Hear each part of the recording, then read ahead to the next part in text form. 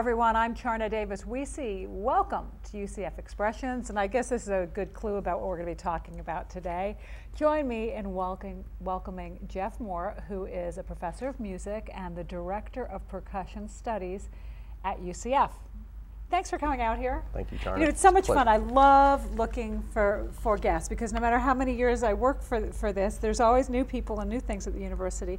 And with a background in music, I thought, how cool is that? You could come to UCF and study drums. Absolutely. Study percussion. Yeah. I was actually, you know, people say to me, you didn't really do all these things. It seems like I've done a little tiny bit of something every profession did, but I was actually in the percussion section of our band. That's great, yeah. That's fantastic. You probably don't want to know why or how. Okay, yes, no, how Well, my how best friend was the drum major, and I was a violist, and she said, come join the band. And I with the viola, and she handed me glockenspiel. They'll put you in the pit, or the front ensemble that we call it. They did, we didn't have any music, so I kind of made it up. Oh. Thankfully, there was only one. So it was always well executed then, yeah. But you know what? I never had more fun in my entire life. Yeah. It was great. I think it's interesting as I've toured around. There's so much percussion in folk music. So many cultures use percussion for the basic music. Besides the voice, it was probably the second instrument, you know, the voice being the primary instrument and second instrument was percussion. And it's something that's very organic, or it's very natural to play percussion, I think. And it's one of the few instruments I know where if you just strike it, you create the sound. It doesn't take a great deal of technique to initiate the sound, of course, to master the instrument. Then I think it's everybody's first first instrument, every kid that's given a pot. Yeah, it was for me when my father was a drummer. He became an engineer, but he was a drummer in his teen years, and when I decided to become I wanted to study music, he said that he played drums, and I said, oh, that sounds great. Oh, you didn't know? I didn't know at the time, no. There wasn't, other than popular music, there wasn't a lot of classical music in my house. So I said, well, I want to play an instrument. And he said, well, I played drums. It was fun. You should really look into drums. And I was just taken with it. And like most people, brought in on drum set and popular music, and then discovered this world of classical music and so many of the orchestral instruments, and in percussion in particular, the marimba and vibraphone, keyboard instruments, melodic instruments. And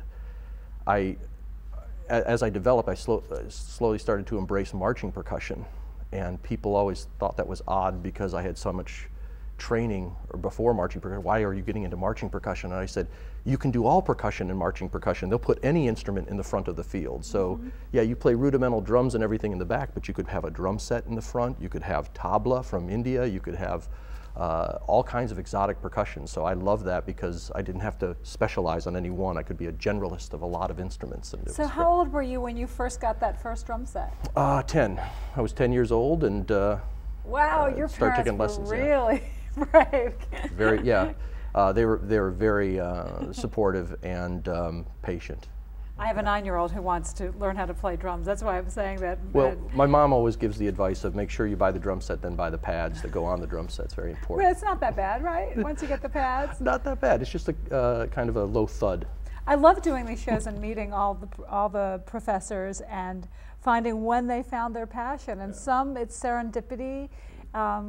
At one point in their life, they never thought it would happen, but you found it early. I did. I loved music at an early age, and then when I started playing percussion, people have always said, well, I found music early, and then I got distracted with something else. And one of the things that I really found about percussion is it's literally thousands of instruments. It seems like you can never get bored, because if you're no longer challenged by one thing, there's this other thing that's down the road in the family of percussion that you should really look into, and it has a lot of the common elements that attracted you to percussion to begin with. And so it's always very exciting, and the opportunities, just I haven't exhausted anything yet, so it's There's great always time. something new to buy.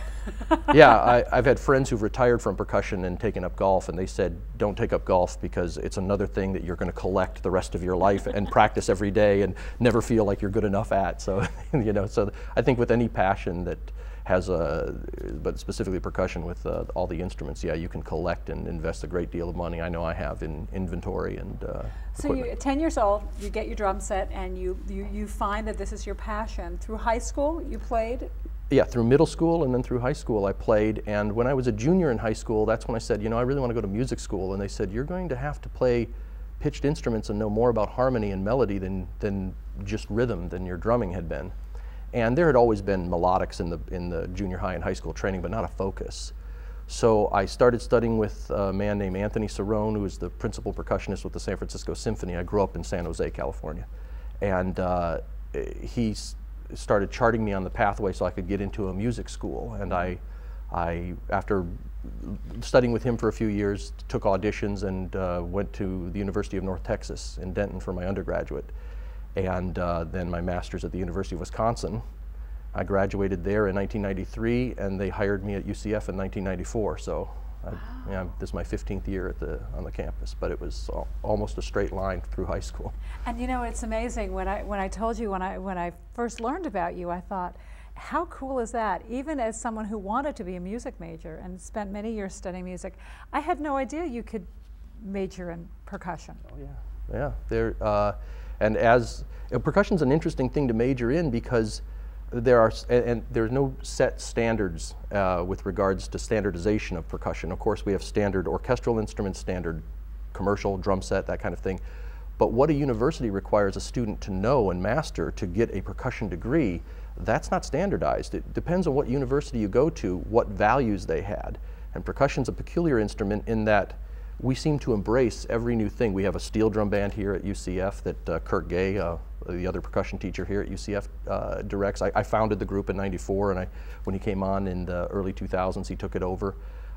Steel drum band came down the pike, and we said, okay, now you have to know all this other percussion and steel drum. Now, do you actually buy steel drums, or you make them? We bought them, yes. Making steel drums is way harder than it seems. Oh yeah, the syncing, the tuning, it's a highly specialized skill. You have to apprentice somebody for many, many years, and to really get nice sounding pans too, we bought them from Trinidad, and you know, it's a lot of networking, who you know to get really good instruments. That's what I would think, because something like that is not, you don't go online and go into a catalog and find a good one. Not a big industry. No, you know, so. I would imagine when your students heard about that and saw them, must have been like a present. Oh yeah, they're very excited, and then readily absorb the new requirement or the new expectation. You will now play marimba, vibraphone, xylophone, snare drum, drum set, timpani, tambourine, triangle, and also steel drums. And also hand drums, Afro-Cuban congas, timbales. You'll know how to play these things.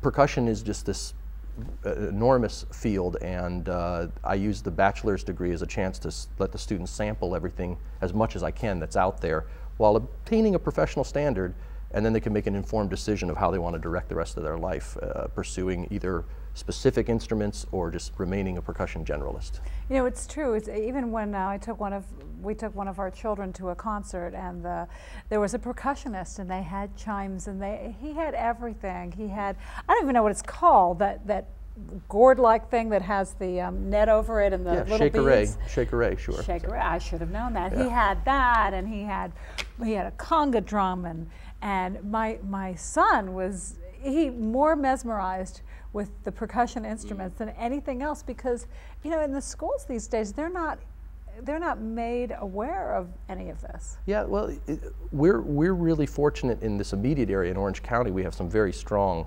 music programs. Michael Parks is the coordinator of the music programs in Orange County, and the band directors, many of whom graduated from UCF, have great active programs. And University High School, Timber Creek High School, Boone High School, these are places that have very thriving percussion programs and have many shaker-rays and many other instruments. And when you go to see their marching bands, you see in the front of the band, which we call the front line, the front ensemble, so many percussion instruments and so many techniques being shown. That's a reflection of the teachers and how prepared they are and how comfortable they are with the techniques. But then the students get exposure to all these different musics, you know, different culture, music, but they're doing it in the context of marching bands, so it's still something that has its purpose, but that actually gets them to YouTube and other places, and they go, I didn't know this was possible. And I think in percussion, as you said with your son, we have an advantage because we seem to be the only ones moving a lot on the stage, so we tend to attract attention, and people are staring right at us. What are they using now? What's that? And then, so yeah. And you know, when you talk about the different cultures, it seems like every culture has their own special instrument, their own special sound, their own special rhythm. Is that also part of the program? Absolutely, it's wonderful. You know, to develop a certain amount of facility to move your hands and fingers to manipulate implements, or just moving your hands and fingers on an instrument. It's a wonderful experience, but then when somebody introduces a new drum to you and says, now manipulate your fingers and hands this way, you're like, at least you have common concepts. So it's something we stress in our percussion training at UCF. As we said, you're going to learn to play all these different instruments, but there are elements within playing all of these instruments that are common. So let's strip it down to the commonalities, work on the fundamentals, and then apply it to all of these various instruments. And then it's a springboard, a teaching opportunity to talk about the music and its function in the culture. So students become more sensitive. I always thought it was interesting in music history, when we're studying classical Western music history, and you're talking about the Romantic period or the Baroque period and these different periods of music, and music students are studying it very diligently. And I'm like, did you ever just think about the culture that this music was in? Like, who were the biggest supporters of music in the Baroque era? Well, let's see, that would be the church and the courts. And is it any coincidence that that's the music of the era that survives? It's no coincidence. So trying to put a cultural context into the music so that the students are not just listening to music as abstract, isolated events, but rather putting them back into the context of the culture. When you're talking about people who were listening and who were helping to make it, preserve it. Right, and it gives them an awareness that I believe that we have a lot more in common than we have differences about. So we're very lucky with the technology these days that it's the people who make the music survive. They're not told what to like or what to buy, especially now where it's so easy for them to access it. Yeah, and I think that that's important, that to realize that if you're a musician these days, with some notable exceptions, you're going to cobble your life or your professional life together from a lot of different sources. I think that's especially true in percussion. You might be playing drum set at a musical theater one night, then you do your chamber music solo at another night, and then playing with the symphony orchestra on the weekend or something like that. And the students need to be aware, or be made aware of these diverse opportunities, be prepared for them, but they slowly start to embrace them because, again, there's always something new. It's not a common structure. It's something that you can really push yourself in all sorts of directions and get a lot of satisfaction from. You've done something that seems new here but isn't, the Marimba band. Oh yes, yeah. That's, what an amazing thing. Well, every year the Percussive Art Society, which is the professional organization of percussionists and percussion enthusiasts from around the world, there's chapters in other countries, we host a state Florida Day of Percussion, and we move it around the different campuses. And so this year it was UCF's turn and my turn to host. And we decided to close the day with a reenactment of a mass marimba band. A person named Claire Omar Musser in the 30s and 40s, great marimbist and percussion teacher, taught at Northwestern, but he was also an engineer and worked for NASA for many years as well. Very interesting person, very skilled in a lot of areas. He had this passion about marimba orchestras, and he was going to build all the instruments for these marimba orchestras and then get all the players together and rehearse them and take them on these different tours. And they did the World's Fair, the Century of Progress World's Fair. They did a tour of England where they had the marimbas called the King George marimbas because they were specifically for those concerts. And he did these performances in Chicago in Soldier Field. And in 1941 and 1948, and you'd have these mass marimba bands. I can't even imagine what it was It's a like. glorious sound. It's rosewood and everyone playing full orchestrations but on marimbas. And in fact, we have really a pretty good recording of what we did where we had 56 marimbas and over 80 participants playing 3 of the arrangements that Musser had written. I was conducting, and we were playing in front of the Visual Arts building, and it's over the overhang, and it amplified it just so, and people could hear it all around the campus. And I've gotten a lot of compliments. People who weren't aware of it. People weren't aware of it, and I think pleasantly surprised. They were pleasantly surprised. What a great idea! And you mentioned mentioned about the history, and in the very, very early days of recording, a marimba, a vibraphone, that really helped them. It did. When you're talking about the early days of recording, they used to record things on wax cylinders and very primitive microphones, and they needed a sound source that was very hot. and a xylophone, a primitive microphone by a xylophone with those big cones, you could really hear the melody. So people, to consume music back then, people would put a penny into a jukebox of sorts and in these arcades, and you would listen to your favorite melody, pop melody of the day. And they didn't want to pay their penny to hear a voice they could barely hear, but you could really hear that xylophone. And so the ragtime era and novelty music around the turn of the 20th century, the xylophone was a very popular instrument in vaudeville and in the ragtime novelty era. You know, when I think about percussion and percussion instruments, they really give you a sense of emotion. If you think of just the music itself, or a movie where you hear maybe the sound of a slow beating timpani, or you know, the march, the cadence in a war film from the Civil War, or they really, I can't even imagine music without the percussion and the emotion. And it's almost, as a musician, do you actually feel it as well? Absolutely. I mean, percussion, most of the time in symphony orchestras and bands, the percussion is treated as a color section. That is, we're not playing the melody, we're in support. So a lot of our gestures, our figures, are meant to convey these emotions that you're talking about, or these dramatic events. I can think of one Easter service, it seems timely to talk about, where we're playing a piece and there needs to be the reenactment, of course, of the crucifixion. The percussionist is playing with a hammer on a piece of metal.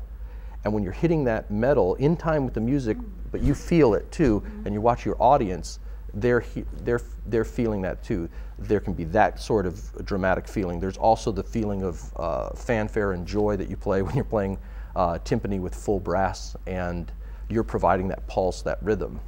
And I've heard some people say, I just couldn't play percussion because I don't have any rhythm. I have no rhythm. And everyone has rhythm. If you listen to your heartbeat, you have rhythm. You're swallowing.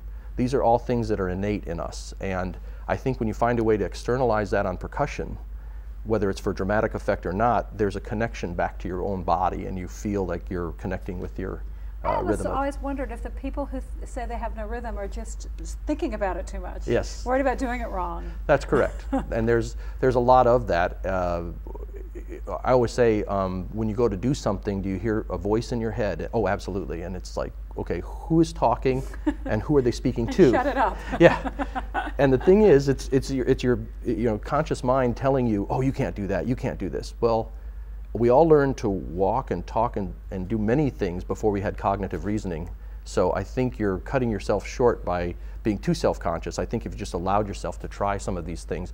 And I encourage the students, I get a lecture at the Honors College almost every year, and encourage them to go and seek out these drum circles as a chance to play, whether they feel that they have musical aptitude or not, a chance to reconnect with the rhythm, just to distract, but there's something, it's not just a meditative sort of relaxation, but it's actually a kind of active relaxation. I think it's also like we were saying a little bit about your ego getting in the way of worrying about doing it right, because I danced for many years. I knew I had rhythm. I was a music student, yet I was at a party where there was an assolto and people came in with instruments. I don't, the thing, the guiro, yeah, sure, the guiro that you gourd. And with the I was so nervous, I couldn't do it. I like froze. I couldn't find the beat, and I thought, I can do this, but it was one of those moments I thought, you know, maybe that's what happens with people who think they can't do it. They just afraid. Yeah, and I think there's also this expectation that I need to do it professionally. Yeah. And it's like, well, I have to be really good at this. Yeah, but because it's a percussion and everyone can hear it. Exactly. Well, maybe just doing it is good enough. And then what I found is people who are able to do it comfortably, to be able to put aside some of the fear that they have, they then apply that experience to things other than music. And that's why I think music is so crucial to our development as a total human, whether you're a professional musician or not. Musical experiences, whether active and performing or just accompanying or just listening, it's so crucial to bring about, I think, the total person. And there's things about music that apply to everyday life, and I hope that everyone gets a chance to and looks for the opportunities to experience that. Right. Tell me about your international tours. Certainly. One of the things when I got into specializing into marching percussion, I did the drum and bugle corps. I taught the Madison Scouts as a drum and bugle corps and got to tour around the United States for 11 years, meeting all kinds of great people, and especially young people. And these young people came from other countries, and they met with their teachers, they've shared some ideas, and suddenly these invitations came to, will you come and perform and then and teach at these schools? Well, a number of them were from Asia. So I did 2 years, 2001 and 2002 in Indonesia, a tour in Thailand a couple of times, Hong Kong a couple of times, Japan, and you really went all over the world performing percussion solo music, teaching marching music, and then I would selfishly trade that for the opportunity to learn their folkloric, their traditional instruments. So I'll teach in the Western division in the afternoon if you teach me in the traditional music division in the morning. You know, I'll trade you lessons. At the time, it might have seemed selfish, but I'm sure your students don't think so. so. No, you bring it right back to the students here. And as a matter of fact, it played a concert in 2007 in Lithuania. That was my 3rd time in Lithuania, and they said, would you bring an ensemble back here? And I was like, oh, financially, how could we, how do you bring a percussion ensemble to Lithuania from Orlando? Now, well, through the great help of Jose Fernandez, our dean at the College of Arts and Humanities, Angel Kardec at the Office of International Studies, Dr. Allison Morrison-Shetler at Undergraduate Research, and Johnny Farrago, our chair at the music department. They pooled their money together. The students petitioned student government, and bless the student government, they came up with the lion's share of it, and I was able last 2007 March to take the percussionists over there. We played marching demonstrations, which most of the Lithuanians had never seen before live. They maybe saw a video, but then we played chamber music and then of course solo music, so they could see the entire package of percussion, not just one side. And the students came back with not just great performance experiences and memories, but to see how a country just out of the Soviet times, out of the communist times, is coming to grips, and these students, Lithuanian students, wanted to play music, and they embraced the novelty because they had been denied for so long. And not just the students, but the audience. You think sometimes percussion music can be obtuse, it can be a challenge to somebody to really listen to. These audiences embraced it and were enthusiastic because they hadn't heard new things in so long. So it's fantastic. And it's something that you don't really think of as a percussion-only ensemble, and it must be really emotional and wonderful. It is. It has all those you know, elements that we were talking about that connect to people right away. It's fantastic. Now you've got some new books out?